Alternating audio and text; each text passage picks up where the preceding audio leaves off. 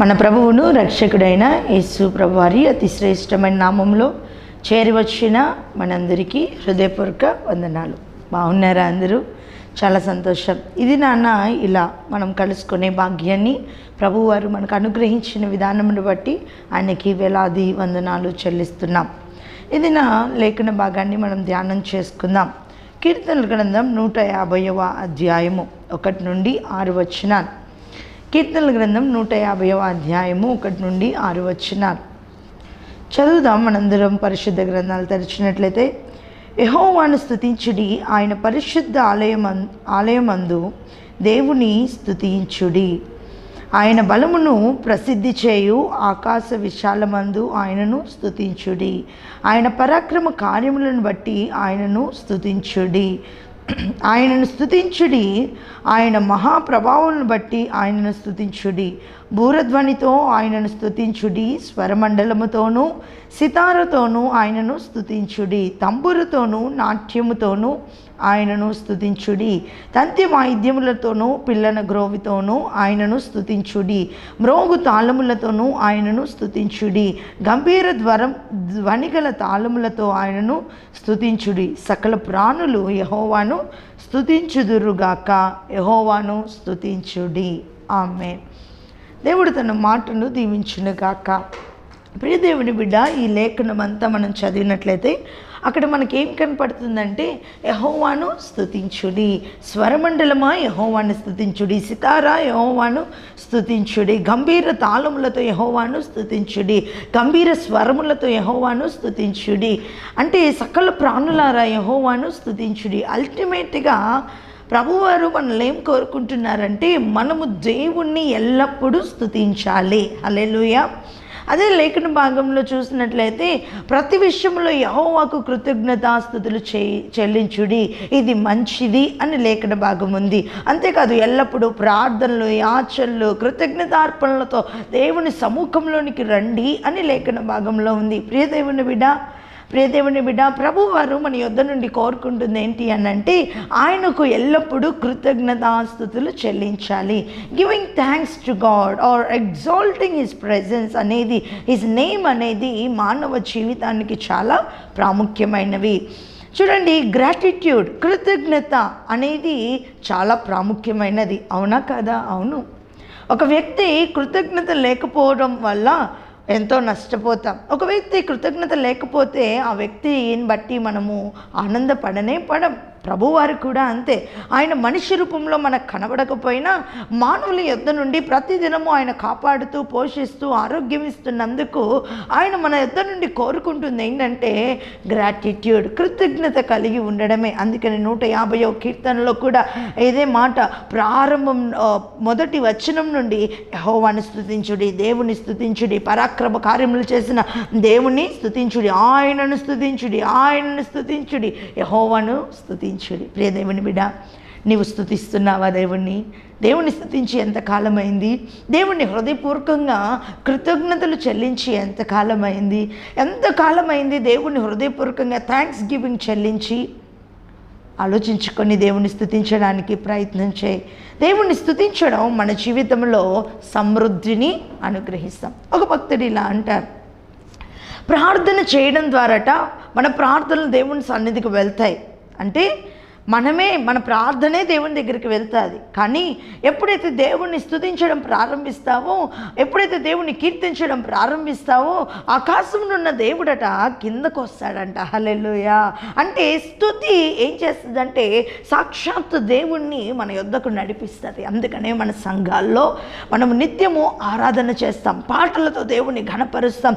దేవుణ్ణి చేసిన గొప్ప కార్యాలను నోరుతో చెప్తూ ఆయన్ని ఎగ్జాల్ట్ చేయడం ద్వారా ఆకాశం దేవుడు మన మధ్యలోనికి వసించి మనందరినీ కూడా తన మహిమతో, తన ఆత్మతో నింపుతాడు. హల్లెలూయా. అందుకనే మనము దావీదు భక్తుని జ్ఞాపకం చేస్తే, దావీదు భక్తుడు వీణ వాయిస్తూ ఉండగా దేవుడు దావీదు భక్తుడి దగ్గరకు వచ్చి శక్తినిచ్చేవాడంట. అంతేకాదు దయ్యం పట్టిన వాడి దగ్గరకు వెళ్ళి వీణ వాయిస్తూ ఉన్నప్పుడు, దేవుని స్తుతిస్తూ నోటితో దేవుని ఘనపరుస్తూ ఉన్నప్పుడు దుష్టుడు అపవాది వాడిలో పట్టిన దయ్యం ఏమైపోయింది? వదిలిపోయింది. ప్రియ దేవుని బిడ్డ, దేవుడు మన ఎడల చేసిన ప్రతి కార్యమును బట్టి మనం దేవునికి ఏం చెల్లించాలి? కృతజ్ఞతాస్తుతులు చెల్లించాలి. ఈ అధ్యాయం ఆధారంగా మనం ఎక్కడ దేవుణ్ణి కృతజ్ఞతాస్తుతులు చెల్లించాలి? మనం అనుకోవచ్చు, అదేంటండి ఎక్కడైనా చెల్లించవచ్చు కదా, మన హృదయమే దేవుని ఆలయం కదా, దేవుని ఎక్కడ చెల్లించినా ఆయన వింటాడు కదా, ఎక్కడికైనా వెళ్ళాలా అంటే ఆయన వింటాడు, కరెక్టే. కానీ ఆయన లేఖనం ఏం చెప్తుందో విందాం. ఎక్కడ మనం దేవుణ్ణి స్తుతించాలి? 1వ వచనంలో ఉంది, యెహోవాను స్తుతించుడి, ఆయన పరిశుద్ధాలయమునందు దేవుణ్ణి స్తుతించండి. రే దేవుని బిడ్డ, దేవుని పరిశుద్ధాలయములో చేరి మనం ఏం చేయాలంటే ఆయన్ని స్తుతించాలి.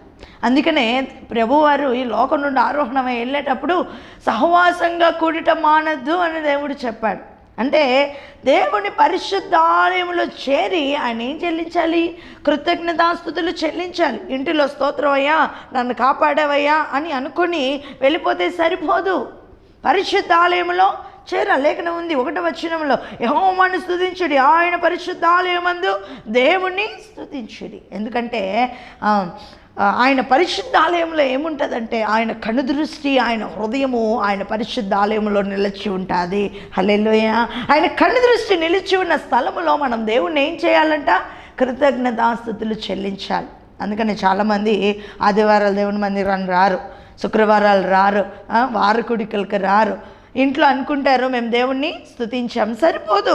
ఆయన పరిశుద్ధాలయంలో చేరి ఏం చేయాలంట? అప్పుడే దేవునికి స్తుతి వెళ్తుంది. అప్పుడే ఆయన ఆకాశం నుండి దిగి వచ్చి ఈ రానున్న వారం అంతా మనల్ని కాపాడడానికి, మన అవసరతలు తీర్చడానికి, మనం అడిగినవన్నీ ఇవ్వడానికి ఆయన ముగ్ధుడవుతాడండి. హల్లెలూయా. ఇప్పుడు ఒక వ్యక్తి మనకు సహాయం చేశారనుకోండి, ఆ సహాయం చేసిన వ్యక్తికి మనం కృతజ్ఞతలు చెల్లించకపోతే, కృతజ్ఞతలు చెప్పకపోతే ఇంకొకసారి సహాయం చేయగలరా? అంటే దేవుణ్ణి మానవులతో పోల్చట్లేదు, కానీ ఈ లోకపు మానవులే అలా కోరుకుంటే మనం అడగకుండా మన అవసరతలు తీరుస్తున్న దేవుణ్ణి ఆయన నిలిచి ఉండి పరిశుద్ధాలయంలో చేరి ఏం చెల్లించాలంట? స్తుతులు చెల్లించి. జ్ఞాపకం పెట్టుకో, ఆదివారం దేవుని సన్నిధికి దూరం అయ్యావేమో జ్ఞాపకం పెట్టుకో. ఆయన సన్నిధిలోనికి వెళ్ళి ఆయన కృతజ్ఞతలు చెల్లిస్తేనే ఆయన ఆగ్రహాన్నిస్తాడు. మరున్న వారము ఆయన మనతో తోడై ఉంటాడు. రెండవదిగా, ఎందుకు ఆయన కృతజ్ఞతాస్తుతులు చెల్లించాలి అని అంటే, ఎందుకు ఆయన కృతజ్ఞతాస్తుతులు చెల్లించాలి? మొట్టమొదటిగా 139వ కీర్తన మనం చదివితే, మనందరికీ సుపరిచితమైన కీర్తనే 139వ కీర్తన చదివితే, ఆ కీర్తన అంతట్లో ఏముందంటే, యెహోవా నీవు నన్ను పరిశోధించి తెలుసుకున్నావు. నేను కూర్చుండుట, నేను లేచుట, నేను మాట్లాడుట, నేను నడుచుట, నా తలంపులు ఆలోచనలు పుట్టుట ఏంటంట మీకు తెలిసే ఉన్నది, మీకు మరుగై ఉన్నది ఏమీ లేదు ప్రభువా. నిజమే. ఎందుకు దేవుణ్ణి స్తుతించాలి అంటే ఆయన పరాక్రమ కార్యాలను బట్టి ఆయనకు కృతజ్ఞతాస్తుతులు. ఏంటి ఆయన పరాక్రమ కార్యాలు? మొట్టమొదటిగా హీ మేడ్ us, ఆయనను మనల్ని ఏం చేశాడంట? కలుగు చేసిన విధానమును బట్టి. అందుకనే భక్తుడు అంటాడు 139వ కీర్తనలో, నీవు నన్ను కలుగు చేసిన విధమును చూడగా నాకు భయమును ఆశ్చర్యమును. నిజమే కదా. మన దేహంలో ప్రతి అవయవంను చూస్తే చాలా ఆశ్చర్యం ఉంటుంది. వాటిని మనము గుర్తుపెట్టుకోవాలన్నా అవ్వదు. అందుకని తండ్రి నీ మహత్కార్యములు ఏంటి? నువ్వు నన్ను కలుగ చేసిన విధాన్ని బట్టి దేవుణ్ణి ఏం చేయాలంట? కృతజ్ఞతాస్తుతులు చెల్లించాలి. ఎప్పుడు ఆయనకి మనం రుణపడి ఉండాలి. ఎప్పుడు ఆయన్ని మందిరంలోకి వచ్చి నాయనా మీరు నన్ను కలుగ చేశారు, ఆ కలుగ చేసింది చిన్న డ్యామేజ్ అయితే ఓపీనే 400, తర్వాత లక్షలు కోట్లతో కూడి ఉందయ్యా, కానీ నువ్వు నన్ను కలుగ చేసిన విధమును బట్టి మీకు వేలాది స్తుతులయ్యా అని దేవునికి ఏం చేయాలి? ఆయన మందిరావరణంలో ప్రవేశించి ఆయనకు కృతజ్ఞతాస్తుతులు చెల్లించాలి. రెండవదిగా 22వ కీర్తన మనం చూస్తే, 22వ కీర్తన 22వ కీర్తనలో ఏముందంటే, దేవుడు తన రక్షకుణ్ణి అంటే తన రక్షకుడిని మన కొరకు పంపినందుకు ఏం చేయాలంటే ఆయనకి కృతజ్ఞతాస్తుతులు. ప్రియదేవుని బిడ్డ, తండ్రి అయిన దేవుడు కుమారుడైన యేసు ప్రభు అన్ని రక్షకుడు ఈ లోకానికి పంపకపోతే ఈ మానవాళికి రక్షణ వచ్చేదా? ఈ లోకంలో ఎంత వెలక చెల్లించినా పొందలేని రక్షణ భాగ్యం మానవాళికి వచ్చేదా? ఒక నిరీక్షణ వచ్చేదా? లేదు లేదు లేదు. అందుకనే దేవుడు చేసిన మహత్కార్యంలో ఒకటి మనల్ని కలుగు చేసిన విధానం, రెండు మన కొరకు రక్షకుడు ఈ లోకానికి వచ్చినందుకు ఆయనకి ఏం చెల్లించాలంట? కృతజ్ఞతాస్తుతులు చెల్లించాలి. నీవు ఇశ్రాయేలు చేయి స్తోత్రముల మీద ఆసీనుడై ఉన్నావు. మా పితరులు నీ యందు నమ్మిక ఉంచిరి, వారు మీ యందు నమ్మిక ఉంచగా నీవు వారిని రక్షించిది. 22వ కీర్తన 4వ వచనం. వారి మా పితరులంట నీ యందు నమ్మిక ఉంచగా నువ్వేం చేసేవారిని రక్షించావు. ప్రియదేవుని బిడ్డ, మనము కూడా ఆయన స్వస్థపరుస్తాడని, బాగు చేస్తాడని, ఆయన పాపములను క్షమిస్తాడని, రోగ రుగ్మతలను తొలగిస్తాడని, మనల్ని పరిశుద్ధులుగా చేస్తాడని ఆయన యందు నమ్మిక ఉంచడం ద్వారా మనకి, మన కుటుంబాలకి రక్షణ వచ్చింది. ప్రియదేవుని బిడ్డ, ఆ రక్షణ ఏం చేయొద్దు, నిర్లక్ష్యం చేయొద్దు, మర్చిపోవద్దు. ఆ రక్షణని విడిచిపెట్టి దేవుని స్తుతించడం మర్చిపోవద్దు. ఆ రక్షణ ఏం చేయాలంటే అంతవరకు కాపాడుకోవాలంటే దేవుని మందిరంలోనికి చేరి ఆయన నన్ను రక్షించిన విధానమును బట్టి ప్రతిదినము ఆయనకి ఏం చెల్లించాలి? కృతజ్ఞత. చాలామంది ఉంటారు బాప్తిజం తీసుకున్న నాడు కొన్ని రోజుల తర్వాత దేవుని స్తుతించా. ప్రతిరోజు చెప్పాలండి రక్షణ కొరకు, ప్రతిరోజు. ఎందుకంటే ప్రతిరోజు పాపం అంటకుండా ఆ రక్షణ మనల్ని కాపాడుతుంది. ప్రతిరోజు దేవునికి విరుద్ధంగా జీవించుకున్న రక్షణ మనల్ని కాపాడుతుంది. కాబట్టి ఆ రక్షణ విషయమై ఆయనకి ఏం చెల్లించాలి? కృతజ్ఞతాస్తుతులు.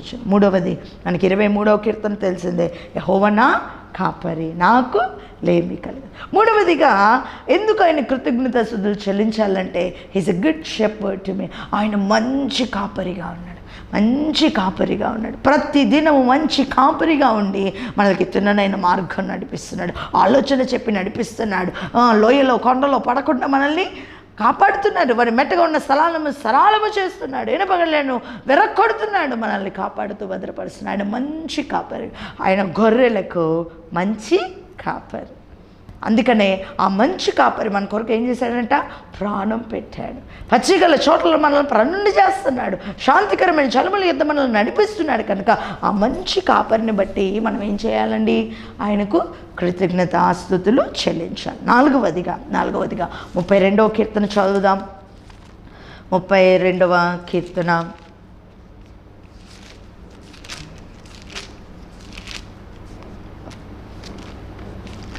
తన అతిక్రమములకు పరిహారము నొందినవాడు, తన పాపములకు ప్రాయశ్చిత్తము నొందినవాడు ధన్యుడు. యెహోవా చేత నిర్దోషి అని ఎంచబడినవాడు, ఆత్మలో కపటము లేనివాడు ధన్యుడు. అంటే నాలుగవదిగా ఎందుకు మనం దేవుణ్ణి స్తుతించాలంటే హీ ఫర్గివ్స్. తన అతిక్రమముల నిమిత్తం ప్రాయశ్చిత్తం పొందినవాడు ఎవరంట? మన అతిక్రమముల నిమిత్తము దాన్ని క్షమించిన వాడు ఎవరు అని అంటే సాక్షాత్తు ప్రభువారే. మన అతిక్రమములను తుడిచివేసిన వాడు ఎవరు అని అంటే యేసు ప్రభువారు. అందుకే దేవుడి యొద్ద మనకి క్షమాపణ దొరికిందని ఆయన, లేకపోతే నేను నాలాగా ఉంటే నేను దేవుని బిడ్డను కాను, ఆయన రాజ్యానికి నేను వారసురాలను కాను, అబ్బా తండ్రి అని పిలవడానికి యోగ్యురాలను కూడా కాను. అందుకనే ఆయనను బట్టి నాకు క్షమాపణ దొరికినందుకు నేనేం చెల్లించాలంటే ఆయనకి కృతజ్ఞతాస్తుతులు చెల్లి. ఒకటి పరాక్రమ కార్యాలు దేవుడు చేస్తున్నాడు, ఏంటి? మనకు కలుగు చేసిన విధానం బట్టి. రెండవదిగా ఎందుకు ఆయన కృతజ్ఞతాస్తుతులు చెల్లించాలి? ఆయన మన కొరకు రక్షకుడిని పంపించినందుకు, ఆ రక్షణలో నాకు ఆనందము దొరికినందుకు స్తుతులు చెల్లించాలి. మూడవదిగా మంచి కాపరిగా ఉండి నన్ను కాపాడుతున్నందుకు స్తుతులు చెల్లించాలి. నాలుగవదిగా దేనికోసం ఆయన స్తుతులు చెల్లించాలి? ఆయన నాకు ఇచ్చిన పాప క్షమాపణ నిమిత్తం ప్రతిదినము నేను ఆయన ఏం చెల్లించాలి? స్తుతులు చెల్లించాలి. అంతేకాదు ప్రియదేవుని బిడ్డ, ఆయన మహాప్రభావములను బట్టి, దేన్ని బట్టి అంట? మహాప్రభావములను బట్టి ఆయన కృతజ్ఞతాస్తుతులు చెల్లించాలి. చదవండి, ఫిలిప్పీలకు రాసిన పత్రిక 1వ అధ్యాయము 17వ వచనం చదివితే, 1 తిమోతి రాసిన పత్రిక 1వ అధ్యాయము 1 తిమోతి రాసిన పత్రిక 1వ అధ్యాయం 17వ వచనం మనం చదివితే, సకల యుగములలో రాజయుండి అక్షయుడును అదృశ్యుడగు అద్వితీయ దేవునికి మహిమయు ఘనతయు యుగయుగములు కలుగునుగాక ఆమేన్. ఆయన ఎవరంట? సకల యుగముల్లో రాజు అయినవాడు, అక్షయుడు, అదృశ్యుడు, అద్వితీయుడు. సకల యుగముల్లో రాజు అయినవాడు, అక్షయుడు, అదృశ్యుడు, అద్వితీయుడు. ఆయన ఎవరు? అద్వితీయుడైన దేవుడు, రాజుగా ఉన్నవాడు, అక్షయుడైన దేవుడు, యుగ యుగములో నివసించేవాడు ఆయన. అందుకని ఆయనకి ఏం చెల్లించాలి? కృతజ్ఞతాస్తుతులు చెల్లించాలి. అందుకని చివరి వచనంలో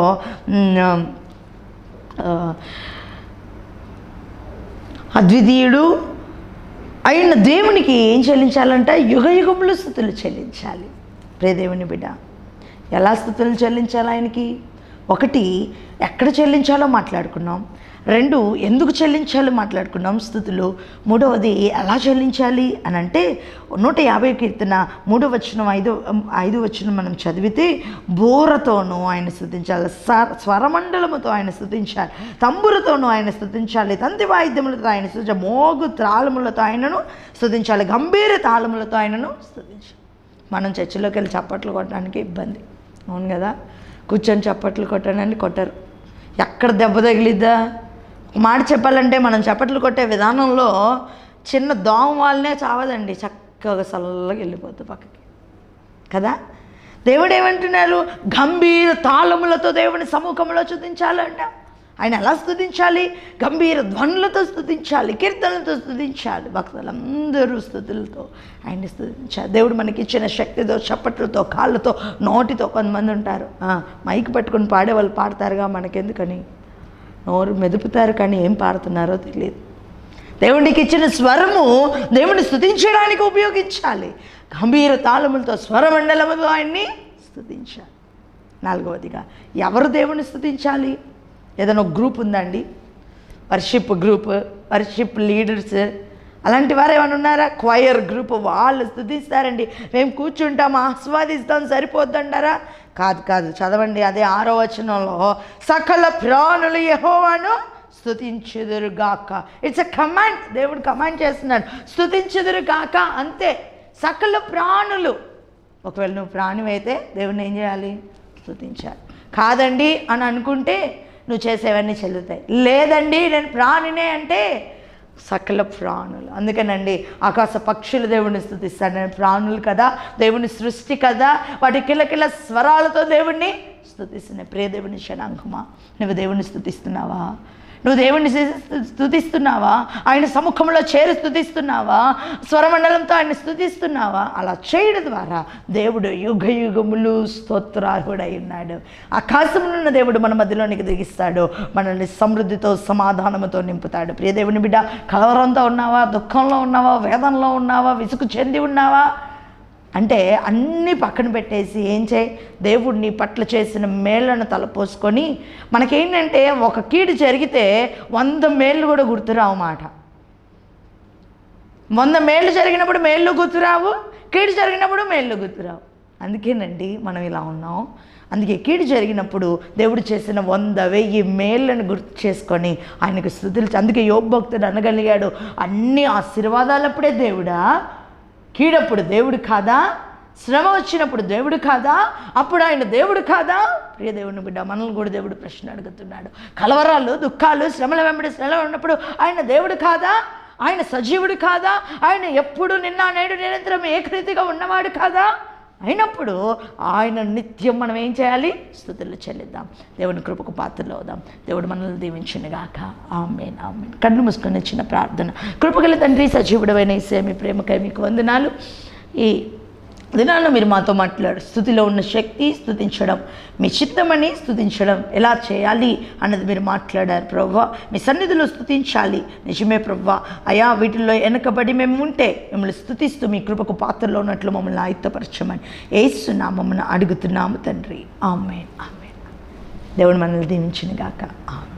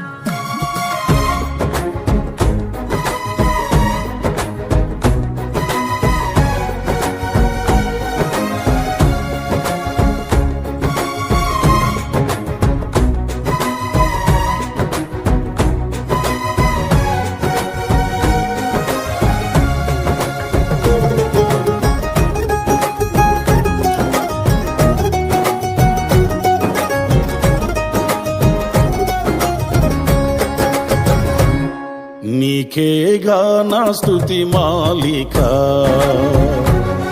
నీ కొరకే ఈ ఘన వేదిక. నీ ప్రేమ నాపై చల్లారిపోదు, మరణానికైనా వెనుదిరుగలేదు. మనలేను నిన్ను చూడక, మహాగణుడనా యేసయ్యా. నీకేగా నా స్తుతి మాలిక, నీ కొరకే ఈ ఘన వేదిక.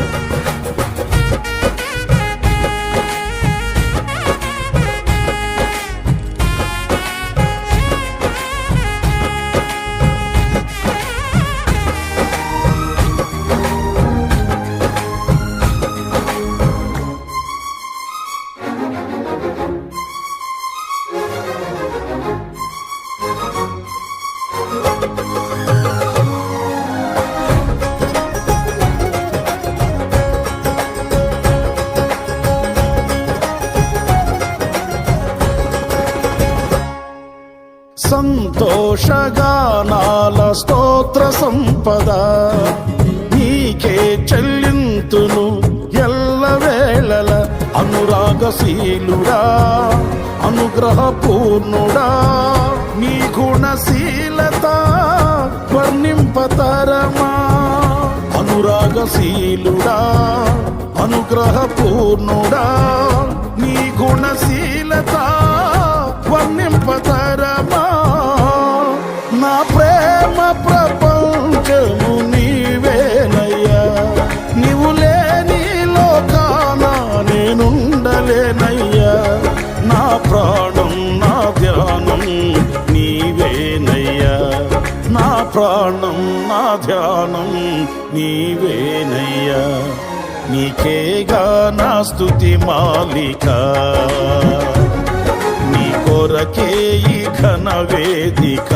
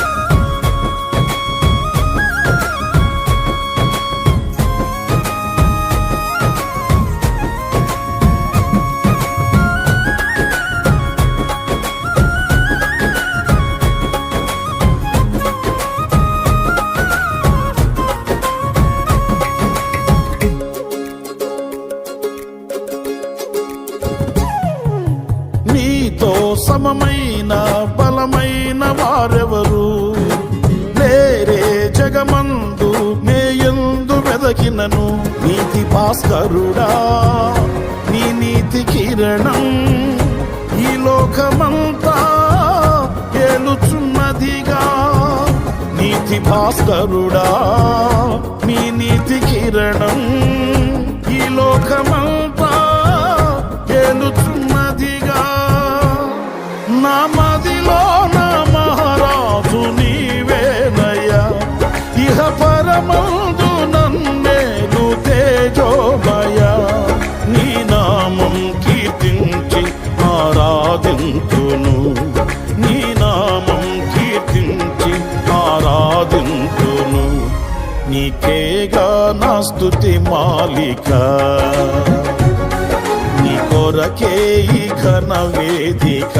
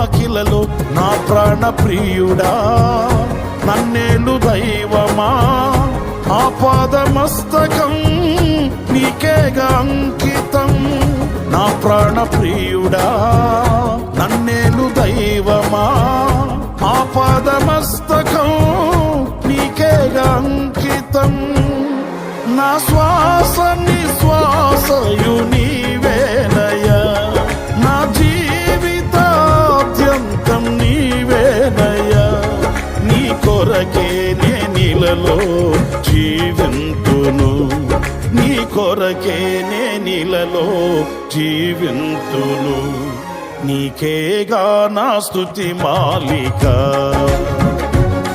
నీ కొరకే ఈ ఘన వేదిక నీ ప్రేమ నాపై చల్లారిపోదు మరణానికైనా వెనుదిరుగలేదు మనలేను నే నిన్ను చూడగా మహాగణుడనా యేసయ్యా నీకేగా నా స్తుతి మాలిక నీ కొరకే ఈ ఘన వేదిక